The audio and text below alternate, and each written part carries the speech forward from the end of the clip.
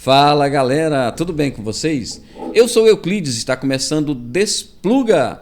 Pode chegar, já vai deixando o seu like, compartilhando o vídeo com seus amigos e não se esqueça de se inscrever no canal, tá bom? Quero agradecer a minha equipe, Marcos na mesa e Maria de Fátima Nunes, a nossa produtora. Tá bom? Obrigado, meninos. Vamos que vamos. Quero falar do nosso convidado. Nosso convidado é PhD em Educação pela Universidade de Nova York, é membro do movimento Derrubando Muros, presidente do conselho do CEIP, sócio efetivo do movimento Todos pela Educação e conselheiro do MAPA Educação. Foi também secretário de Estado da Educação do Distrito Federal. Rafael Parente, seja bem-vindo ao Despluga. Tudo bem com você, Rafael? Super obrigado, um prazer estar aqui, Euclides, poder conversar, né, com mais gente, me apresentar. Sempre bom poder conversar e ter boas conversas, né? Então, obrigado pela oportunidade.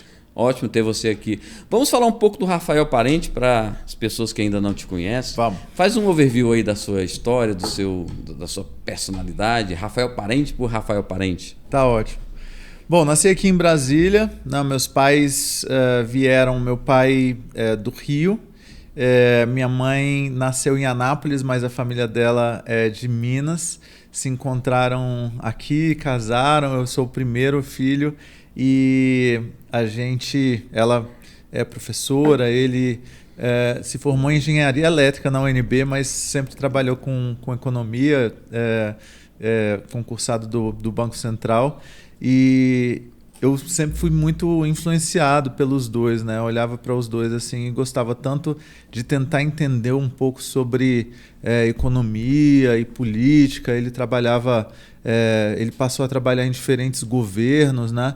E da minha mãe também eu tentava entender um pouco sobre educação. Então eles, de diferentes maneiras, eles foram me influenciando tanto os meus valores, né, e me ensinando a importância da gente trabalhar, por exemplo, a ética do trabalho, a importância de você dar significado à sua vida, de ter ética naquilo que você faz, de você se entregar, de você ser honesto, dar integridade, uma série de questões diferentes, mas também com os seus trabalhos, né, e a forma como eles se entregavam e como eles faziam aquilo que eles faziam com amor e com entrega, eles foram me influenciando também. Então eu gostava tanto de ajudar a minha mãe naquilo que ela fazia para os alunos dela, na escola e tal, mas adorava conversar sobre economia e política com meu pai também. Então eles foram me influenciando sobre isso. E eu lembro quando meu pai foi trabalhar no FMI fora, foi a primeira vez que eu fui morar fora, eu tinha 15 anos de idade. Quando eu voltei, eu já comecei a meio que brincar de dar aula de inglês. Então, assim, vou ensinar minha avó a aprender inglês, sabe? A avó é legal. Mas aí com 17 anos eu já estava dando aula em cursinho de inglês, assim, esses cursinhos pequenos, né? Mas comecei a dar aula de inglês muito cedo. Eu lembro que tinha um na Asa Norte e tinha um no Lago Norte que eu dava aula assim, para crianças e adultos também, já estava dando aula. E gostei. Mas o primeiro vestibular que eu fiz foi para economia na UNB e passei em primeiro lugar. Mas acabou que eu não gostei muito e eu estava gostando muito de dar aula, então eu estava gostando muito de dar aula de inglês e eu não estava gostando muito do curso de economia. E aí acabou que eu decidi abandonar o curso e fui estudar comunicação social à noite e dava aula de inglês o dia inteiro. Então, eu ficava dando aula das 8 até as 6 da tarde, depois ia estudar e me formei em comunicação social. Mas também as coisas foram dando certo. Eu abri a primeira empresa, eu tinha 21 anos de idade, que era um centro de línguas e informática dentro de uma escola particular, na Asa Sul e no Sudoeste. Então, empreendi também muito cedo. Aí virei para meus pais, aí falei, né? Porque minha mãe é professora E o sonho dela era que a gente fosse para medicina, não Todo queria pai, assim, Todo né? pai, medicina ou direito, né? Assim. Ou então, sei lá, alguma coisa. Aí eu virei para eles e falei, eu quero... E também participei como voluntário num projeto lá no Varjão, que lá no começo dos anos 2000 ainda era muito, assim, bastante carente, as casas muito precárias e tal, e eu lembro que eu vi uma realidade muito dura, muito de perto, e aquilo mexeu bastante comigo, né? Eu vi, assim, eu me lembro muito bem assim de entrar porque as crianças começaram a me chamar de pai e querendo se mudar para minha casa, e eu sem entender assim aquilo, por que as crianças estão me chamando de pai querendo vir morar comigo, sabe? Aí eu fiz o contrário, eu falei, não, eu quero ir conhecer, qual que é a realidade de vocês? Aí eu me lembro de ver assim, sabe, uma casa assim, sem cimento no chão, com um colchão, com 5 crianças dormindo em cima. Então, assim, uma realidade muito diferente da minha, que me fez entender que eu não tinha problemas grandes na minha vida, assim, não tinha nenhum problema real, que a desigualdade no nosso país e aqui no Distrito Federal são realmente gigantescas. De um lado a gente tinha mansões no Lago Norte, do outro dia a gente tinha casas paupérrimas, né? E que, de alguma forma, eu entendi que é pela educação que a gente consegue quebrar essa roda de reprodução da miséria, e que o meu propósito de vida é ajudar a construir uma realidade. O que causa essa roda de produção de miséria? Especialmente a gente não conseguir investir na educação de qualidade das pessoas. Porque o que as pesquisas mostram é que, assim, sempre que uma menina consegue terminar o ensino médio, não precisa nem ir para a faculdade, mas a próxima geração daquela família vai sair da pobreza. Então, as pesquisas internacionais aqui no Brasil e fora mostram que, para você encerrar um ciclo de pobreza de uma família, você precisa que a menina se forme no ensino médio. Né? Então, é a educação que vai conseguir fazer com que... Por isso que é tão importante que a gente invista... Ainda existe muitas pessoas sem educação, digamos, com ensino fundamental, em Brasília, principalmente? Existem pessoas analfabetas, existem alunos, assim, adultos analfabetos, existe muita gente sem o ensino básico aqui. Então, a gente acha que é uma realidade que já está resolvida, mas não está resolvida. Eu não tenho os números exatos, eu posso até buscar isso, mas não é uma questão resolvida, não, né? Mas assim, só vou tentar resumir, né? Aí acabou que eu convenci meus pais que a minha história, então, meu propósito de vida era ajudar a criar uma realidade com mais justiça social pela educação. Fui estudar fora, fiz mestrado e doutorado fora, né, em Nova York. Voltei, comecei a trabalhar como pesquisador da educação. Tive a primeira experiência no governo, lá na cidade do Rio de Janeiro. Fui subsecretário de educação, né, um tipo de secretária adjunto. A secretária era a Cláudia Costin, fui braço direito dela lá. A gente fez um monte de coisa bacana, tivemos resultados incríveis. Fui apresentar os resultados na ONU. Tive os resultados, por exemplo, a Microsoft falou que uma das escolas que a gente criou dentro da favela da Rocinha era uma das mais inovadoras do mundo. Então a gente fez coisas realmente excepcionais. Isso lá em 2008, 2009, sabe? Eu trabalhei de 2008 a 2013 lá no Rio de Janeiro, né? E depois eu empreendi de novo. Então, durante a minha vida, eu já criei 3 empresas que tiveram sucesso, vendi essas empresas, né? Então, eu fiquei intercalando, assim, participando do mundo privado. Depois eu tive outra participação aqui como secretário de Educação por um curto período de tempo, e também já participei também, já fui pesquisador da educação. Então é diferente porque, assim, as pessoas normalmente... Você é apaixonado por essa área da educação? Eu sou apaixonado, porque para mim é isso, assim, primeiro que para uma pessoa não existe melhor investimento, e nem para uma sociedade. Assim, não tem nada que faça uma pessoa melhorar de vida ou uma sociedade se desenvolver mais do que o investimento em educação, né?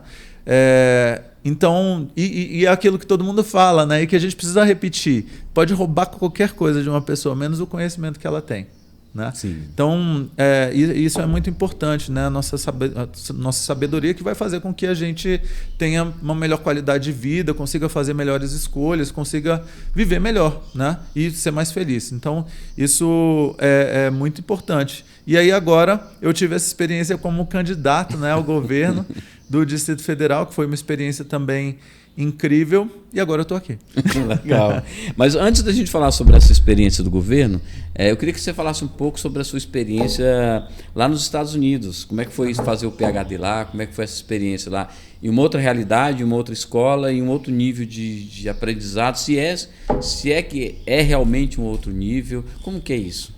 Como que foi essa história toda? Eu fui primeiro para fazer o mestrado, e aí eu terminei o mestrado, na minha cabeça eu ia ficar pouco tempo, mas aí acabei me inscrevendo para fazer o doutorado também e fui aceito, e foi incrível, assim. Eu acho que primeiro, viver num outro país e você fazer um mergulho profundo numa outra cultura é algo que é enriquecedor para qualquer pessoa. Eu acho que todo mundo, se tiver a oportunidade, deveria fazer isso, porque abre muito a nossa mente, né? Você começa a enxergar que o mundo realmente é um lugar muito rico e muito, muito maior do que a gente entende que seja, né? Então, é algo que realmente muda muito a nossa percepção de mundo. E de possibilidade. A gente vê que existem muito mais possibilidades de vida e de mundo do que a gente fica aqui na nossa vidinha e tal, e não entende que o mundão é muito maior do que a gente imagina, né? É uma experiência legal, né? Viajar pra fora, incrível, né? É incrível. E eu acho que todo mundo deveria passar um tempo fora. Concluiu? Não, e aí, assim, estudar fora também, e em Nova York em especial, foi muito bom porque os lugares que eu estudei foram de muita qualidade, e porque Nova York é uma cidade que tem gente do mundo inteiro. Então eu tive tanto professores quanto colegas de várias partes do mundo. E eu tive acesso a professores que ganharam prêmios Nobel, por exemplo. E lá, deixa eu ver como é que eu coloco isso de uma forma que não fique muito ruim. Aqui a gente tem algumas pessoas que são acadêmicos e que ficam um pouco snobs. Que se acham o O do Borogodó. Entendeu? Entendi. Aí o cara vira um doutorado, vira um doutor, né? E assim, cara, sobe num salto alto e pronto, né? Lá, o cara é um Nobel de... sabe? Literatura. Exatamente. E você manda um e-mail para o cara e ele te recebe numa boa e bate um papo contigo assim, sabe? E sei lá, passa 1-2 horas contigo e você tem a melhor conversa que você já teve na sua vida. Então, isso para mim eu achei também sensacional, sabe? A forma como as pessoas elas têm um outro tipo de eu não sei, assim, de cabeça, eu acho. É uma visão mais ampla, mais aberta, menos mais o povo, as pessoas. É que eu não queria fazer essa crítica a nós, brasileiros, mas eu vou ter que fazer. É que eu acho que a gente tem a questão da síndrome de vira-lata, que é um pouco da gente achar que todos os outros são melhores do que nós, brasileiros. Ao mesmo tempo, é tudo bem complexo, né? Ao mesmo tempo, a gente tem a questão do jeitinho, né? Que a lei de Gerson lá, que a gente quer se dar bem de qualquer jeito, e aí a gente tem essa coisa que é um tipo de gene da corrupção que está também no DNA do brasileiro, e tem essa coisa que parece que a gente cara, de repente a gente tem ou a gente ganha um pouquinho melhor, ou a gente estudou um pouquinho mais, e aí de repente a gente se sente no direito de esnobar as outras pessoas, sabe? Então eu acho que isso é muito feio, e aí de repente a gente vê em outros lugares do mundo que, cara, as pessoas ou têm muito dinheiro ou têm muito conhecimento e são super humildes. E eu acho que isso é uma coisa assim, muito bonita, sabe? Quando a pessoa tem muita sabedoria, principalmente, e é muito humilde. Eu acho isso massa. Mas é porque talvez no Brasil ainda existe não sei se é preconceito, né? A palavra correta, mas algumas pessoas são mal vistas por terem adquirido alguma coisa. Tanto bem patrimonial quanto bem cultural. Às vezes, né? E isso é talvez a síndrome de vira-latas. Eu não sei se é isso, a síndrome de vira-latas. Mas parece que é alguma coisa bem parecida. Parece que você é culpado por ter tido sucesso na vida. Síndrome de vira-lata é a gente achar que qualquer coisa de fora é melhor do que nosso. E não é, né? A gente faz várias coisas muito bem. Então, por exemplo, a própria questão das eleições. Cara, nosso processo eleitoral é muito melhor, se não o melhor do mundo. Quando a gente quer fazer alguma coisa bem, se a gente olha, por exemplo, para o nosso futebol, né? A gente olha para o nosso carnaval, a gente olha para várias coisas que a gente organiza e que são melhores do mundo. Então, assim, a hora que o brasileiro quer fazer uma coisa muito bem e muito organizada, ele faz. Mas ele precisa querer fazer muito bem. Né? Se a gente quisesse fazer a nossa educação muito bem, a gente faria para todo mundo. O que está faltando para fazer uma educação muito boa? Porque dizem, né, eu não sou especialista na área, mas dizem que talvez o nosso investimento em educação ele seja parecido ou chegue perto do investimento, ou é maior que o investimento que é feito, por exemplo, que a Alemanha faz na educação. Só que parece que os nossos recursos são mais são gastos de forma errada. É alguma coisa errada na educação. Tá. O que as pessoas falam? Que a porcentagem do PIB que a gente investe é semelhante à porcentagem do PIB de outros países. Tá? Isso é verdade.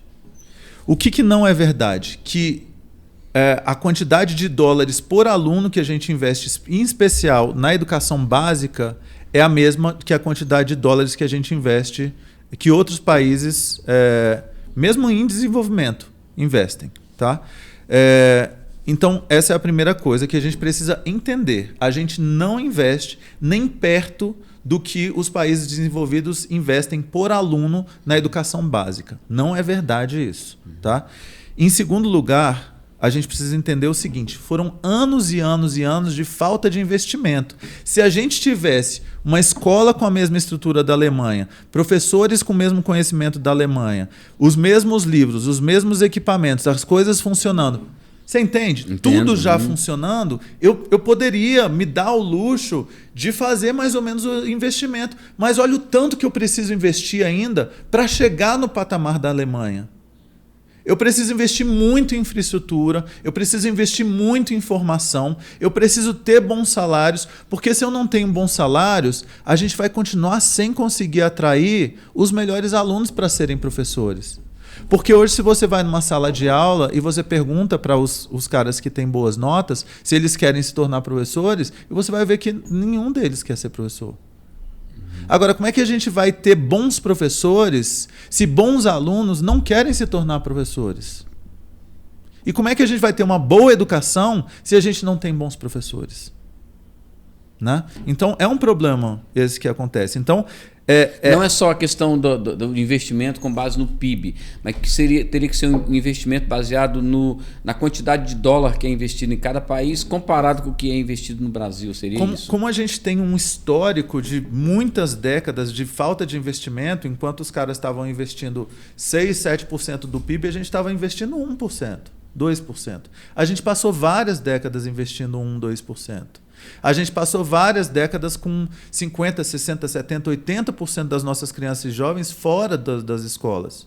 Até os anos 50, 60, 50% das nossas crianças e jovens estavam fora da escola. A gente foi resolver a questão do acesso às escolas só nos anos 90.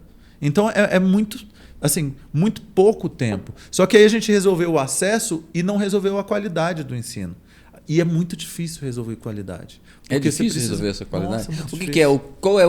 Onde está, você que é especialista, assim, onde está o erro? Onde está o nosso processo educacional errado, a nossa ideologia educacional errada, o modelo educacional errado? Onde está o âmago? Onde está o problema? Não. Esse é um problema, porque assim, a gente virou uma guerra ideológica. A gente fala, Paulo Freire, escolas sem partido, blá. E a gente não discute o que precisa ser discutido, que é assim, os professores precisam ter boas condições de trabalho, precisam ser bem formados, precisam estar motivados e precisam estar ali, assim, sabe, com com vontade, com garra e tal, e fazendo um bom trabalho, e serem cobrados e avaliados também. Entendeu? Isso começa o quê? Lá no ensino fundamental, ensino médio? Desde sempre, desde creche até a faculdade. Todos. Porque assim, se você não tem professores e alunos engajados e fazendo um bom trabalho lá dentro, porque você depende disso. O que é educação? É a formação dos alunos. Para a formação dos alunos, para a vida, você precisa ter o professor e o aluno fazendo um bom trabalho. Para eles fazerem um bom trabalho, você precisa que eles estejam ali. Para o aluno fazer um bom trabalho, você precisa que o professor consiga fazer, que ele queira fazer. Porque, assim, para a motivação do aluno, o professor é o ator principal, para conseguir fazer com que os alunos se motivem. Né? Se a gente parar para pensar assim, você parar para pensar, os melhores professores que você teve na vida, provavelmente foram professores que te fizeram chamar a atenção de alguma forma, fizeram você gostar de alguma forma daquele conteúdo, daquilo que eles estavam ensinando para você. Né? Então, é isso. Assim, a gente precisa ter bons professores fazendo um bom trabalho. Isso é o principal. Né? Boa condição de trabalho, boa formação. É isso, praticamente. Entendi. E a gente não está investindo nisso. Esses processos, esses projetos que agora estão sendo implementados, como, por exemplo, o novo ensino médio, qual a sua opinião sobre isso? O novo ensino médio é que nem a nossa Constituição, é lindo no papel. Agora, até a implementação é muito complexa, né? A gente precisaria ter investido muito assim, na formação, na infraestrutura. É muito detalhe, é muita coisa. E aí, se você não faz uma boa implementação, você acaba aumentando a disparidade, a desigualdade educacional. Porque aí uma boa escola que tem uma super infraestrutura consegue fazer um super novo ensino médio. E aquela escola que não tem uma boa infraestrutura... pode haver diferenças entre o conteúdo de uma e o conteúdo de outra? Sim, porque o que acontece? Você aqui tem... Você tem uma seleção e você tem agora itinerários formativos. Então, assim, você pode até ter menos aulas de matemática, mas você tem um curso de educação financeira. E aí você começa a oferecer coisas diferentes para os alunos que eles podem optar, mas essa escola que tem mais infraestrutura vai poder oferecer mais coisas com melhor infraestrutura. Essa daqui vai poder oferecer menos coisas e com uma infraestrutura muito piorada. Entendi.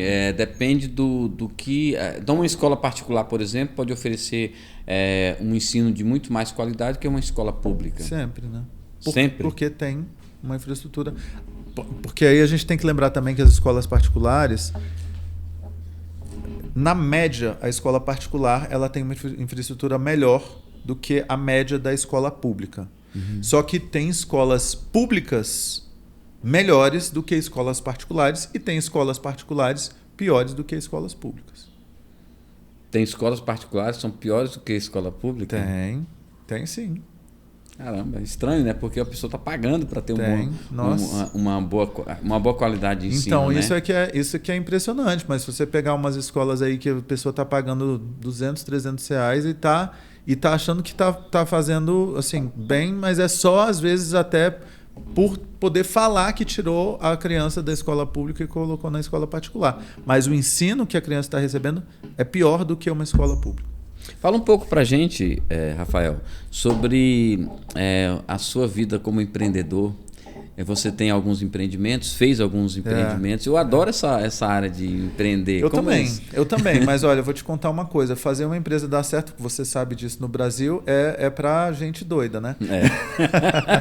Porque é um desafio, né? Tem muito imposto, muita burocracia, muita coisa que a gente precisa atravessar para poder fazer o negócio dar certo aqui no nosso país. Então a gente precisa realmente fazer, e aí eu também estava estudando isso como candidato, né? Como que a gente ajuda os pequenos e médios negócios a prosperarem, né? A se transformarem em grandes negócios. Como é que a gente faz com que os pequenos empreendedores eles se sintam abraçados e apoiados pelos governos? Isso precisa acontecer, né? Então na minha vida o que eu vi muitas vezes foi que o tempo inteiro a gente estava remando contra a corrente e a gente estava dando certo apesar de tudo, apesar de todos os pesares, né?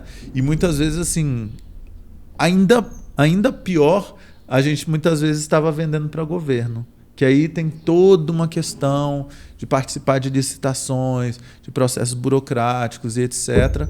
E ainda quando você é honesto, então você, né, você fica ali entre uma minoria que, cara, tá lutando muito para sobreviver. Mas dá certo. Quando você é persistente, quando você tem uma boa equipe, quando você tem organização, planejamento, consegue fazer... Porque gestão é isso, né? Você precisa ter uma boa equipe, você consegue ter um bom planejamento, colocar a meta, saber cobrar. Eu brinco, né, com as pessoas, que eu acho que gestão também, metade da gestão é isso, você colocar a meta e saber cobrar as pessoas. Ó, você tem que entregar isso, tal dia, não sei o quê. Fulano, cadê isso? Por que você não fez? Onde é que tá? Não sei o quê. Não. Por que você não está fazendo isso direito? Não sei o quê. Porque é isso, assim, a gente tem que ficar fazendo as coisas acontecerem. Seus empreendimentos foram muito na área da educação também? Primeiro foi um centro de línguas e informática do Candanguinho, né, que era uma escola lá na Asa Sul e no Sudoeste. O segundo foi lá, foi a OND e depois virou EduFuturo, né, que aí tinha uma metodologia de alfabetização e letramento matemático inicial, que era com tecnologia também, gamificação e tal. E aí a gente tinha também um programa de TV no canal Futura. E aí também a gente foi finalista de um prêmio da revista Veja e também foi bem bacana. E por último, aí teve a AB Educação, que aí eu ajudei a Marisa Salles a fazer um spin-off. Eles têm, né, uma editora que já tem mais de 30 anos, que é a BEI Editora, que faz livros incríveis, praticamente com muitas fotos também, tem coleções de bancos indígenas, e a família Salles, acho que eles têm as maiores coleções de fotos históricas, inclusive, do nosso país, e eles fazem livros assim muito, muito lindos mesmo. Então tinha a editora B e ela queria fazer tipo um spin-off, assim, uma startup educacional, né? E aí eu criei o modelo de negócios e ajudei a criar a B Educação. E aí, por conta do projeto político, eu saí. Uhum. Legal. Há um conflito interno entre você, porque você é um empreendedor, né? Ao mesmo tempo, você é uma pessoa que parece, né? Você pode me falar, é mais ligada ao progressismo, né? Há um conflito entre o progressismo e o empreendedorismo? Na sua opinião? Não. Não? Por que não? Porque, olha, na educação, por exemplo, a gente quer fazer com que as pessoas se tornem prontas para que elas tenham uma vida digna e próspera e para que elas alcancem seus sonhos. E dentro do governo, enquanto secretário, eu empreendi também. Eu fui super inovador. Então, lá em 2009, a gente criou uma plataforma de aulas digitais com, na época, o ministro Fernando Haddad, que ele ajudou dando bolsas e tal, que eu fui apresentar na ONU, porque era um projeto tão inovador que foi estudado pelo Banco Mundial, e depois eu fui, inclusive, dar uma palestra no Banco Mundial e fui apresentar na ONU e fui apresentar em vários lugares diferentes e foi adotada por estados diferentes e municípios diferentes e a gente colocou assim todas as salas de aula de 1.500 escolas do Rio de Janeiro. Então, assim, a gente consegue empreender e consegue criar... porque depende muito do que você chama empreender também, né? Depende das suas definições, do que é ser progressista e do que é empreender, né? Empreender, você pode empreender a si próprio. Você pode... Geralmente, só para abrir esse parênteses, geralmente os progressistas, né, as pessoas que se dizem progressistas, elas defendem o Estado grande, né? Uhum. Geralmente os liberais eles defendem o Estado menor, o Estado eficiente, o Estado que seja necessário, não, nem pequeno, nem grande, nem médio, mas o Estado necessário. Essa questão do Estado grande, o Estado, geralmente ela atrapalha o empreendedor. Quando o Estado está dizendo tudo que você tem que fazer, ou que ele dá uma carga tributária muito pesada para você, ou quando ela torna um custo de, por exemplo, o custo de uma simples sei lá, as contas da empresa, né? A parte contábil da empresa. Você tem que pagar uma outra empresa para fazer a sua parte contábil, porque é muita burocracia. Você tem que ter um custo muito grande, igual você falou, para poder existir. Esse progressismo que eu acho que impede, né, o empreendedorismo. Entendi o seu ponto. Eu acho o seguinte, a gente tem casos no mundo todo de países que são progressistas e que são muito pró-empreendedorismo. Então, você pode ter um Estado que tenha um tamanho razoável e que seja eficiente. E que seja pró também... empreendedorismo. E pró... eu ia falar outra pequenos coisa. Empresários. Pró-negócio. E existem pessoas e governos como o atual que no papo se diz liberal e se diz pró-negócio, mas quando você vai ver na prática não tem nada disso. Fica criando crise o tempo inteiro, é populista, é super frágil na área fiscal,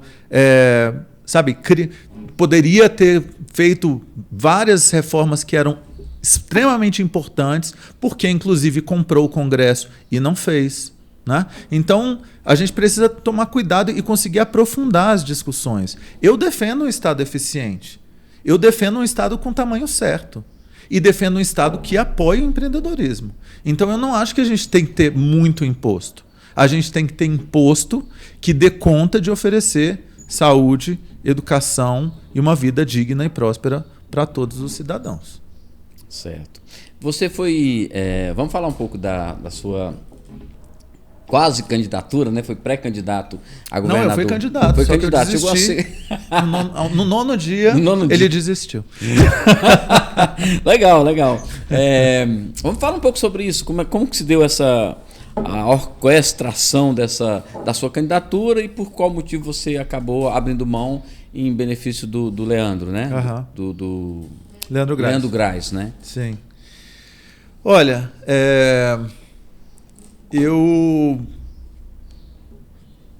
logo depois que eu saí, eu fui secretário de Educação, a gente estava fazendo um excelente trabalho. Quando saí, o governador precisou explicar, ficou ali tentando explicar. Não, o Rafael estava sendo democrático demais, ele... não estava fazendo as coisas a gosto e tal. E aí as pessoas falaram, olha, Rafael, ele tá ali tendo de se explicar demais e você não está nem provocando. Então, e algumas pessoas que fazem pesquisa nas redes falaram, olha, a reação está sendo grande, a sua saída, isso é muito raro. As pessoas reagirem à saída de algum secretário, muito menos ao secretário de Educação. Normalmente as pessoas nem sabem que é o nome da pessoa que está na pasta de Educação, né? Verdade. Então você deveria pensar. Você já pensou? Então algumas pessoas diferentes vieram falar comigo. Você pensou em ir para a política? E na minha cabeça, eu ia ser mais ou menos que nem o meu pai, que é uma pessoa 100% técnica, nunca foi filiado a partido nenhum. Nunca foi. E ficava naquela assim de, agora eu vou participar um pouquinho de um governo, como técnico. Agora eu vou para a iniciativa privada. Por quê? Porque quando você é honesto também, você não ganha dinheiro nenhum em governo. Então, assim, você precisa ir para a iniciativa privada para você poder fazer o seu pé de meia. Porque o governo não vai te bancar. Aqui você vai ganhar um dinheiro, mas você mal paga as suas contas. Verdade. Né? Sim, talvez eu esteja exagerando um pouco, porque assim, o governo até, dependendo do lugar, você até tem um salário... Depende do seu DAS, né? Depende do seu DAS, exatamente. Agora, iniciativa privada também, geralmente, por exemplo, porque eu não sei se eu devo falar, mas assim, em geral, na iniciativa privada, eu ganho 8, 9 vezes o que eu ganho num cargo do governo, sabe? Eu consigo fazer... No começo dos anos 2000, eu era o professor de inglês mais bem pago do Distrito Federal. Tivemos, na sua área mesmo de inglês, tivemos vários casos aí, né, como 2 grandes empresários brasileiros, né? Um chegou a comprar um time lá dos Estados Unidos, né, o Orlando City. Sim.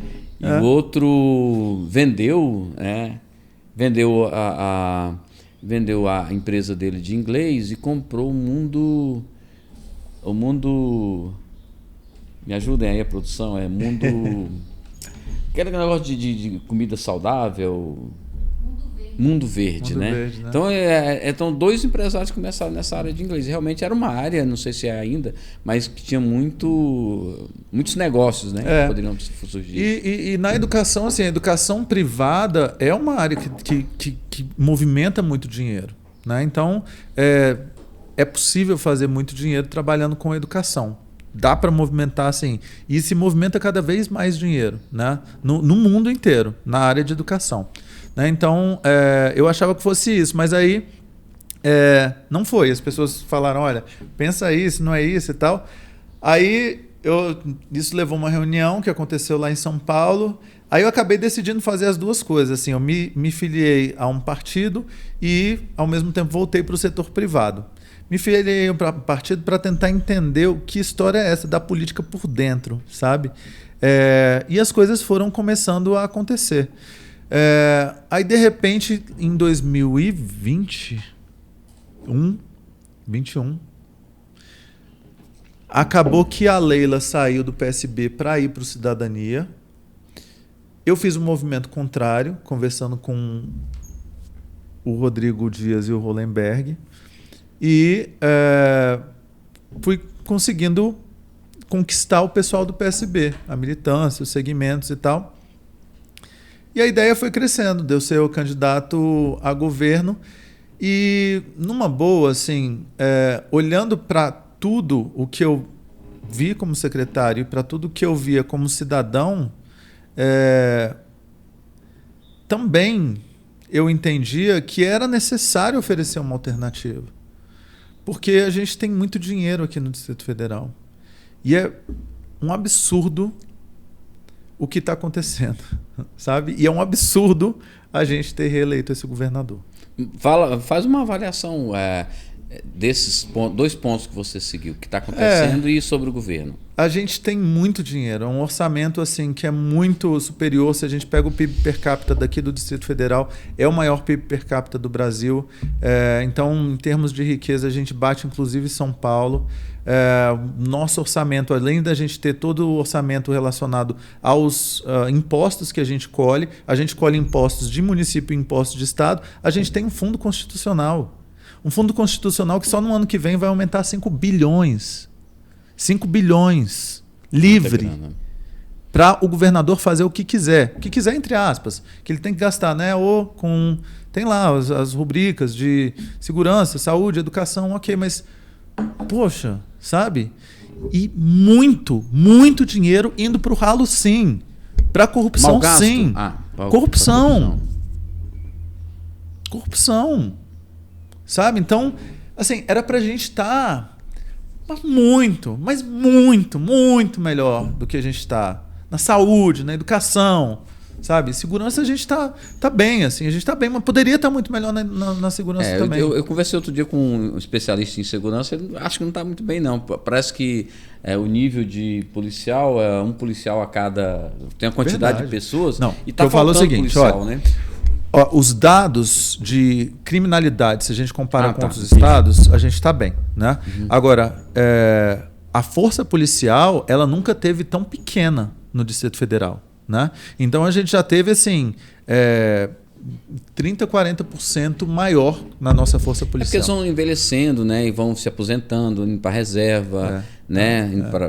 Então acaba que esse efetivo ele vai diminuindo, se não for reposto. Não só isso, né? mas esse governo ibanês, ele teve uma política intencional de ir desidratando os quadros de servidores públicos. Por quê? Porque ele queria mais dinheiro para investimento em obras. Entendi. Então ele quis ser um governo de obras.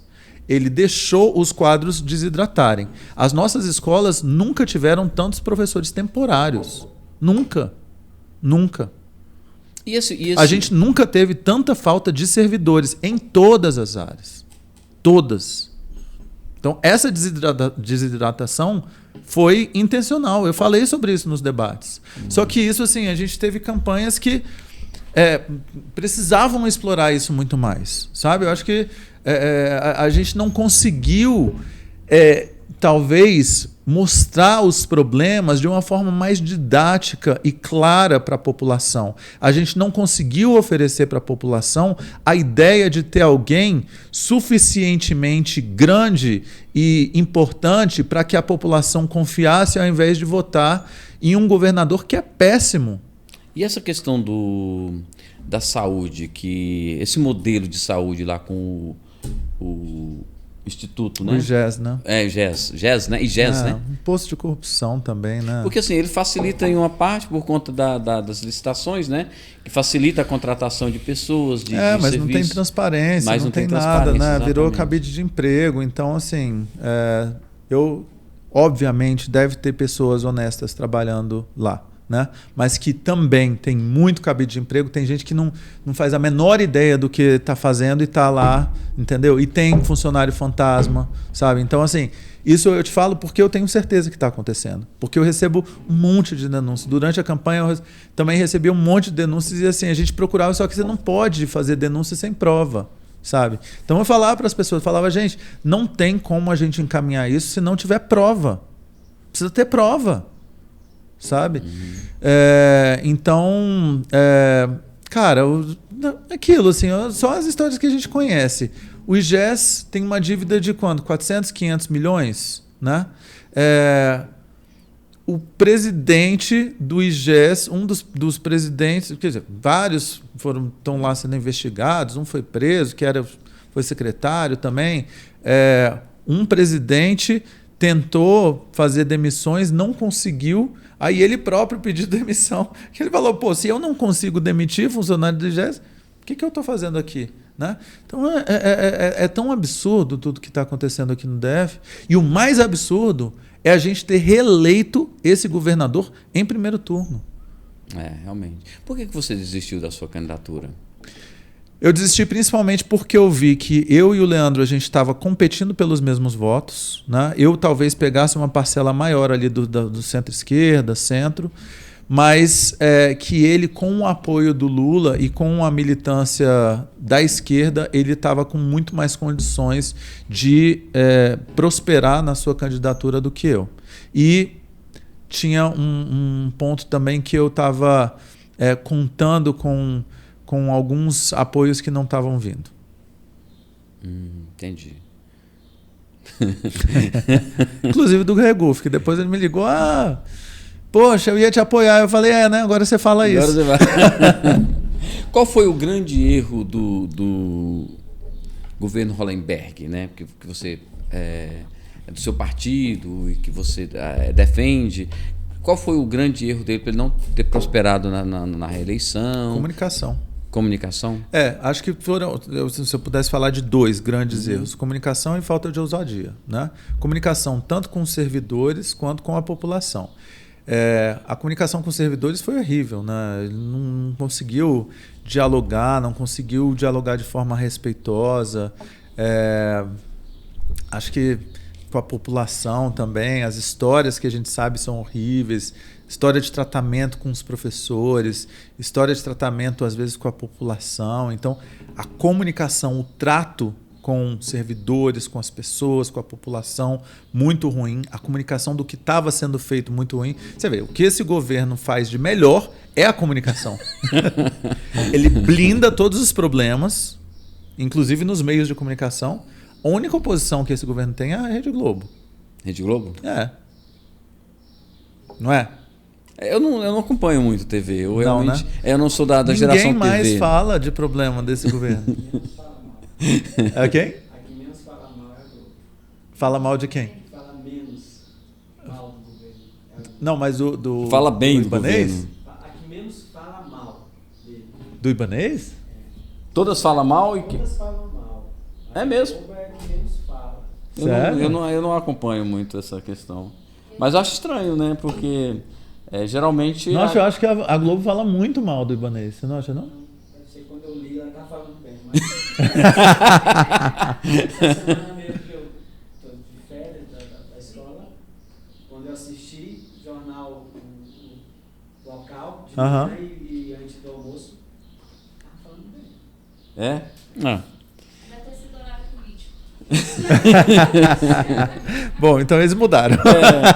Então Bom, teve alguma mudança, né? Deixa eu te perguntar uma coisa. Quando você, depois que terminou a contagem dos votos, após a eleição, você gravou um vídeo dizendo que talvez... Nossa, que desespero que foi aquele dia. o Brasil tenha acordado mais progressista do que parecia ser. Havia naquele dia, naquela época não, faz poucos dias, né? Uma sensação de que o progressismo não foi tão vitorioso assim? Sim, porque eu e muita gente, nós estávamos esperando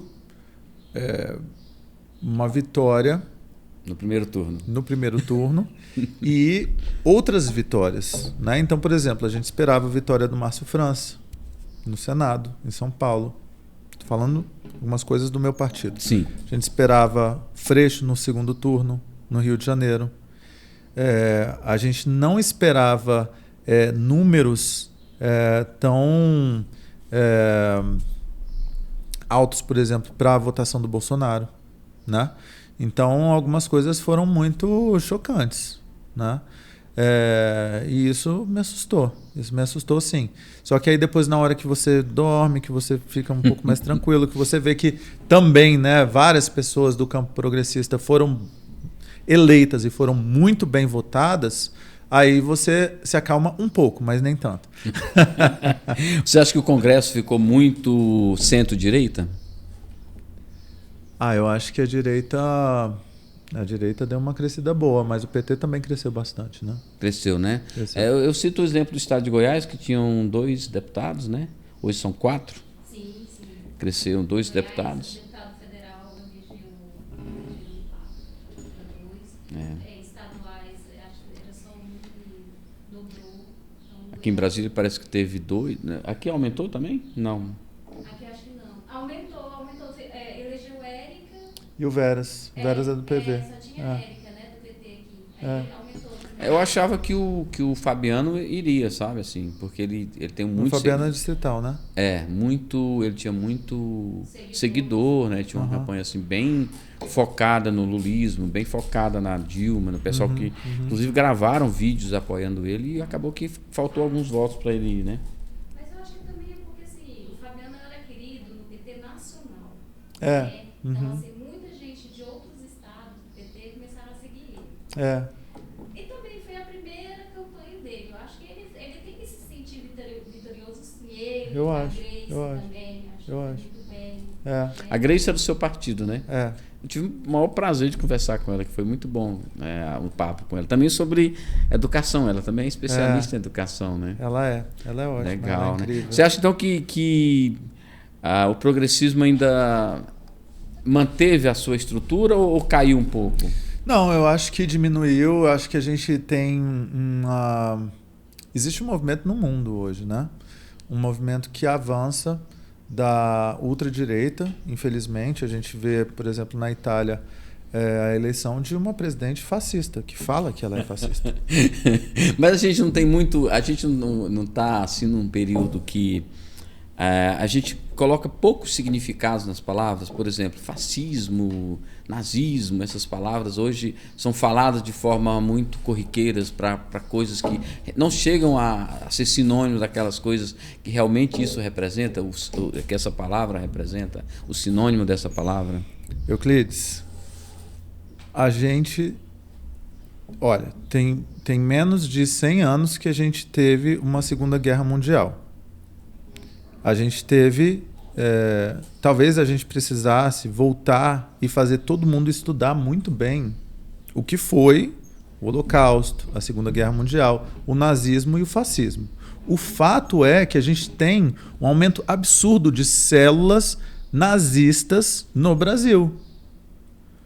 Não é uma outra palavra, são células nazistas. A gente tem uma professora fazendo um cumprimento nazista dentro de sala de aula. A gente tem pessoas usando símbolos nazistas. A gente tem a presidente... Depois você dá uma googlada. Ela fala que ela é fascista.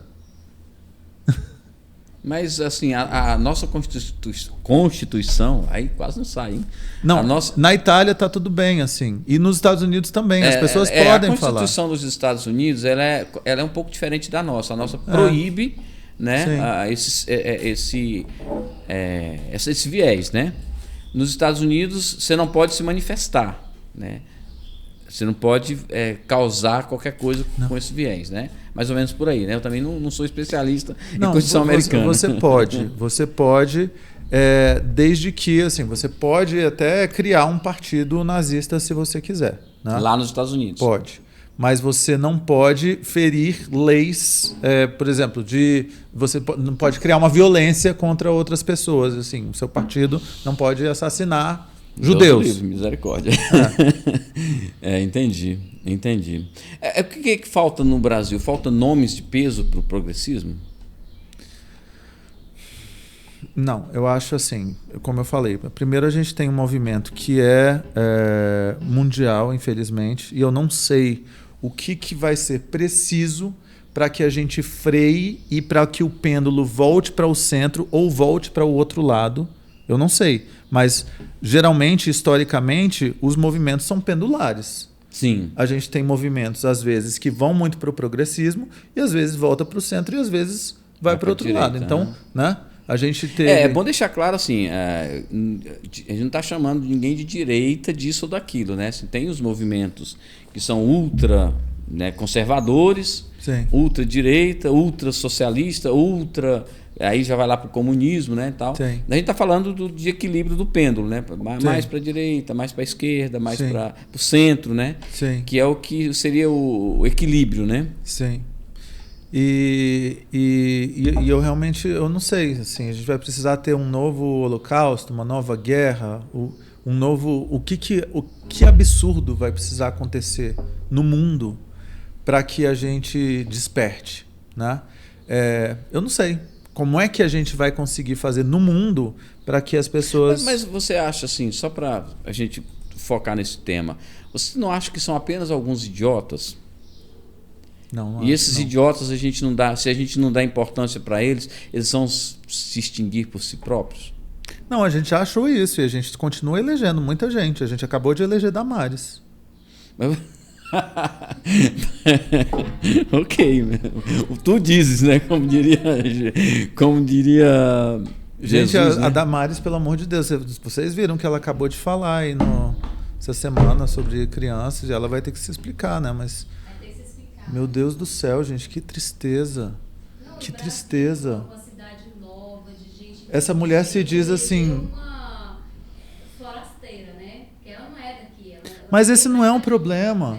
Essa mulher, ela é louca, ela é depravada. Ela se diz em defesa da família, em defesa das crianças. O que ela faz em defesa das crianças? Como é que ela fala um absurdo desses?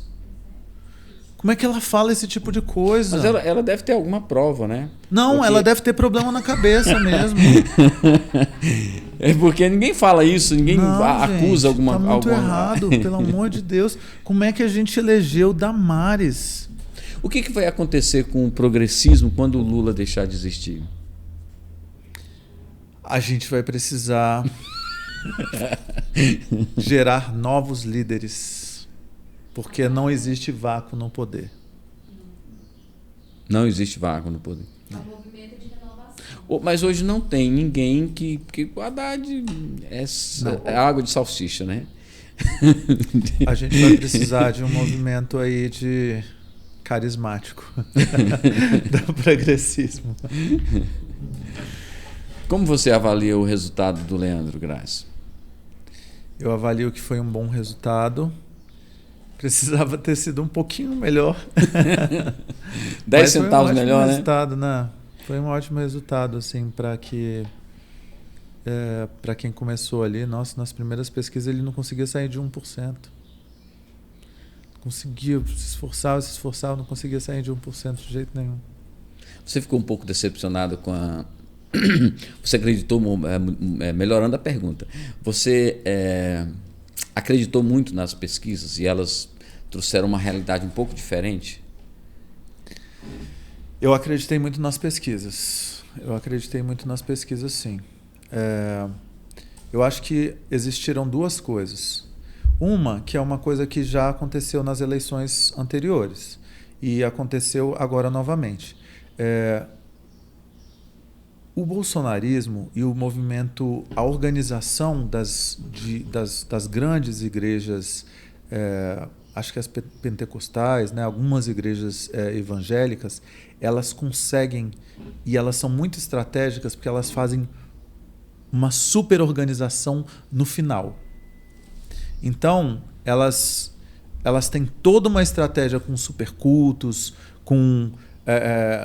e tem uma coisa que a ultradireita está muito à frente, que é essa fabricação, essa fábrica de fake news e de propagandas bolsonaristas. Você não tem medo que essas coisas... há uma guerra, né? Assim, uma guerra invisível, né? Digamos assim. Mas que essa guerra invisível ela possa trazer ódio aos cultos religiosos, como a invasão de igrejas, quebrar igrejas, quebrar entidades ou imagens. Você não acha que essa pregação ela pode ser uma pregação um pouco violenta? De que as igrejas estão decidindo as eleições? Euclides, as igrejas estão ajudando a decidir as eleições, né? Existe uma pressão muito grande dos pastores. Esse é um fato, a gente precisa falar sobre os fatos, né? Existem vídeos que têm sido feitos e isso é uma das fake news. Assim. As pessoas estão espalhando vídeos e falando Lula vai fechar as igrejas, olha só, estão quebrando os santos e tal. E não são verdadeiras, porque normalmente são os próprios evangélicos que quebram os santos. Eles quebram os santos porque eles não acreditam nas imagens. Né? As crenças dos outros diferentes da dele, né? E assim, numa boa, assim, eu não tenho absolutamente... Até parece aquela coisa de gente que é homofóbica, mas fala, eu tenho um amigo que é gay, né? Mas não é isso, assim. Eu tento, e eu realmente faço um trabalho muito grande para não alimentar o preconceito com relação a qualquer tipo. E assim, eu não posso, enquanto educador, enquanto cidadão, enquanto pessoa que sofre preconceitos desde sempre, ajudar a alimentar qualquer tipo de preconceito. Qualquer tipo de preconceito. Então, eu na minha vida, eu tenho isso como um princípio. Eu não vou alimentar qualquer tipo de preconceito. Mas eu acho que a gente precisa conversar sobre fatos que são importantes. Existe uma pressão gigantesca sendo feita e existe uma estratégia muito bem consolidada desde as eleições passadas e que agora funcionou muito bem na reta final, porque aconteceu no sábado, que ajudou a mudar o resultado das eleições. Você acha que esse resultado das eleições, ele, por exemplo, a influência do padre, aquele padre Kelmon, e da própria o padre de festa Tebet, junina, né? Própria Tebet, esses dois principalmente, mas o Ciro, foram fundamentais para ter segundo turno? Sim. Poxa, se o Ciro tivesse... Imagina, né? Se o Ciro tivesse tido uma postura diferente, só o Ciro, não precisava nem dos outros. O padre foi uma estratégia muito bem criada, né? Foi praticamente uma segunda facada. Brincadeira, mas assim... foi muito bem desenhado. Você acha que ele apareceu apenas para... Foi uma estratégia muito bem desenhada. Muito bem desenhada. Infelizmente o Lula caiu ali naquele debate. Mas foi muito bem desenhado. Eles, assim, em alguns aspectos, eles estão muito à nossa frente. Muito. Pode citar alguns ou um? Essa máquina de fake news é uma delas. O impulsionamento, o controle, a manipulação das ideias, manipulação das emoções pelas redes sociais. É uma loucura. É uma loucura, porque tem gente muito inteligente, que é completamente manipulada. Caramba. O que os progressistas podem oferecer ao Brasil que ainda não foi feito nos outros governos? O que você acha que mudou, que vai melhorar? O que precisa melhorar? Nós tivemos os progressistas, digamos assim, tiveram a oportunidade de governar o país por muitos anos, né? Sim. E em 7 anos, digamos, né? 6 anos, né? 4 e 2, 6. 2 anos, tirando 2 do Temer. Não é um progressista, mais ou menos, ali mais centro, né? Temer? É. Olha, aí depende. Os progressistas enxergam Temer como centro-direita. É mesmo? Centro-direita, eu vejo ele, vejo ele mais como centro progressista. Porque ele não quis se manifestar nas eleições, né? Ele quis apoiar o Bolsonaro e a família não deixou. Você acha que ele... Mas assim, era por conta do episódio com a Dilma, né? Que ele não gostou das críticas que ela fez a ele, e aí ele não gostou, e acho que isso iria levá-lo a apoiar o Bolsonaro, né? Acabou que ele ficou no muro, né? Sei, mas ele é irrelevante. Vamos falar de outra coisa. É irrelevante. Sim, mas voltamos para a minha pergunta. O que você acha que os progressistas têm mais a oferecer ao Brasil que não foi feito nesses anos que eles governaram? Eu acho que o mais importante é oferecer ao Brasil um modelo de governo que seja progressista, moderno e eficiente. Você acha que essas qualidades o Lula tem para oferecer? Eu acho que ele tem como criar uma equipe, criar um time que possa, com o Alckmin, né? Porque eu acho que é isso. Ele pode... E eu participo do Derrubando Muros, que estava lá na segunda-feira com ele. Né? Uhum. Derrubando Muros tem Armínio Fraga, está no Derrubando Muros. Priscila Cruz, Todos pela Educação. Quem mais? O Fernando Abrúcio, Mônica De Bolle, Helena Landau. Tem um monte de gente bacana. Né? O próprio Cristóvão está no Derrubando Muros.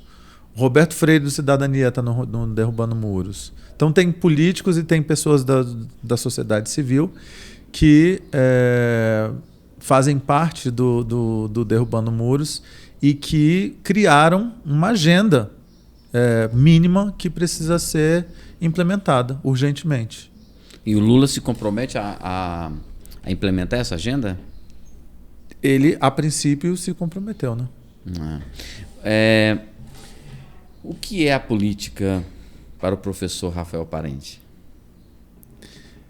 A política é a forma de fazer com que as coisas aconteçam da forma que elas precisam acontecer. Melhorar a vida das pessoas? Também. Qual é o Brasil que você sonha?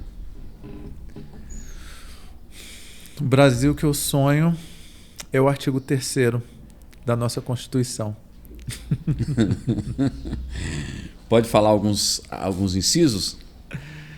É uma sociedade livre, justa, solidária, que todos tenham direito à saúde, à educação, à moradia, que todos tenham uma vida digna, próspera, que, enfim, todos os brasileiros se sintam realmente inseridos dentro de uma sociedade e não marginalizados. Não passem fome, não sejam excluídos, que a gente não olhe para as pessoas e simplesmente julgue as pessoas, ou que não queira que as pessoas prosperem porque eu faço parte de uma elite, ou eu faço parte de um grupo. Que a gente entenda que quanto mais gente prosperar, que a gente pode ter todo mundo na classe média, que vai ser bom, né? Que o meu negócio, inclusive, vai ser bom, porque vai ter mais gente. Para a educação, né? O meu negócio também. O seu negócio, vai ter mais cliente para o seu negócio. Mais gente viajando, né? Tudo bem. Não tem problema. Legal. Né? Então, acho que é isso. Rafael Parente, professor, educador, muito obrigado pela sua presença aqui no Despluga.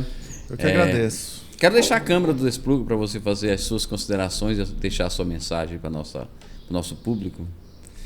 Bom, queria dizer que foi um prazer, né? Obrigado, Euclides. Obrigado, Maria de Fátima, Marcos, agradecer a todos vocês aí que nos acompanharam e dizer que é muito importante que a gente se engaje, que a gente entenda que não é a aversão à política que vai resolver a nossa vida, que tudo é política. Se a gente não faz política, isso também é política. Se a gente fala não à política, a gente está deixando que todas as pessoas que não são boas pessoas controlem a nossa vida.